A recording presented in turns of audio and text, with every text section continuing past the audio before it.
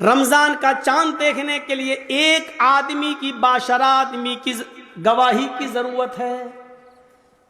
اگر ایک آدمی یہ کہہ دے کہ میں نے چاند دیکھا ہے تو دوسرے دن سے روزہ رکھا جائے گا. عید کے چاند کے لیے 2 آدمیوں کی گواہی ضروری ہے. عید کے چاند کے لیے اصول ہے. اب رمضان کے لیے 1 آدمی کی گواہی کافی ہے، لیکن عید کے چاند کے لیے 2 کی گواہی چاہیے. کیوں چاہیے؟ اللہ کے نبی سے پوچھو. ہر چیز کا جواب ہمارے پاس نہیں ہے، بس نبی نے کہہ دیا ہمیں ماننا پڑے گا. عید کی چاند کے لیے 2 آدمی کی گواہی چاہیے ہیں؟ لیکن جب رمضان میں 1 آدمی کی گواہی آپ مانیں گے یا عید کے چاند کے لیے 2 آدمی کی گواہی مانیں گے تو اس وقت بھی دیکھا جائے گا یہ 1 آدمی جو روزے کی گواہی دے رہا ہے یہ 5 وقت کا نمازی ہے یا نہیں ہے. اگر 5 وقت کا نمازی ہے، باشرع ہے، سماج میں اس کو جھوٹا نہیں کہا جاتا ہے، اس کی بات مانی جاتی ہے، دیندار ہے، نمازی ہے تو اس کی بات مانی جائے گی. نماز روزے کا پابند نہیں ہے، جمعہ تک کی نماز نہیں پڑھتا ہے، ایسا آدمی گواہی دے رہا ہے تو اس کی گواہی بھی، چاہے وہ کتنا بھی سچ بول رہا ہو، اس کی گواہی بھی اس کی جیب میں گھسیڑ دی جائے گی. بات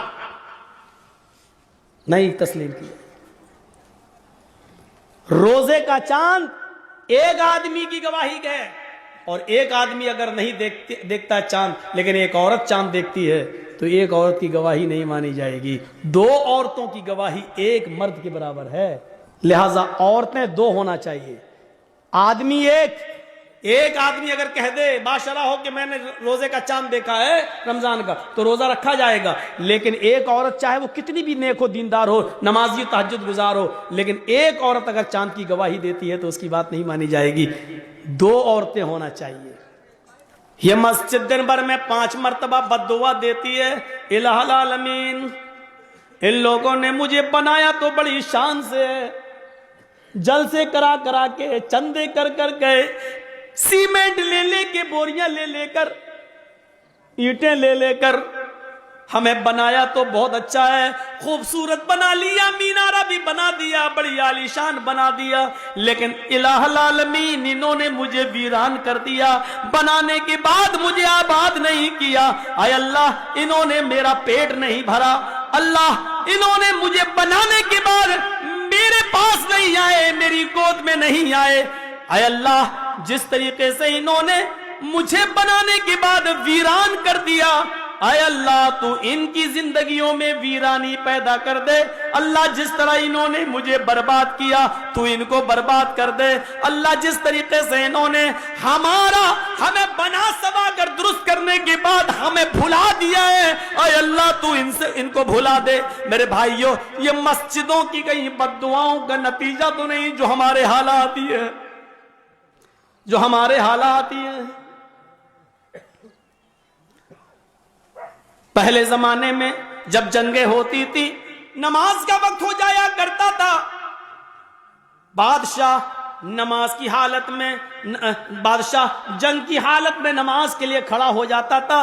دوسرا بادشاہ یہ سمجھتا تھا کہ یہ کیا ہو رہا ہے، بتایا یہ نماز پڑھ رہے ہیں، اللہ کو یاد کر رہے ہیں، اللہ سے دعا کر رہے ہیں. وہ بادشاہ اپنی فوج لے کر بھاگ جاتا تھا، یہ کہتے ہوئے کہ جو قوم تیروں اور تلواروں کہ سایوں میں بھی اپنے رب کو نہ بھولتی ہو تو اس کا رب اسے کیسے بھول جائے گا.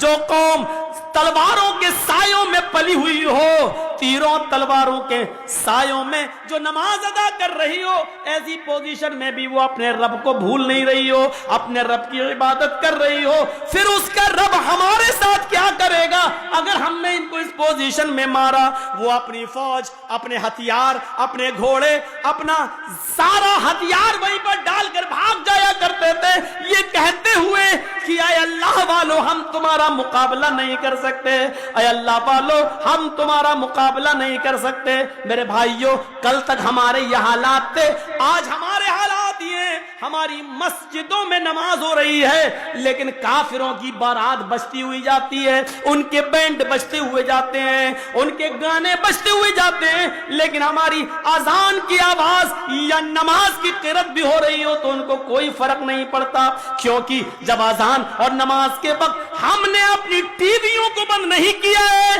جب ہم نے اپنے گھروں میں ٹی ویاں چلانا شروع کر دی تو پھر کافروں کے دلوں سے بھی ہمارا رعب و دبدبہ نکل گیا، کافروں کے دلوں سے بھی ہمارا رعب و دبدبہ ختم ہو گیا۔ کیوں ہوگا؟ ہم نے کافروں کے دلوں میں اپنی عزت بنائی کہاں ہے؟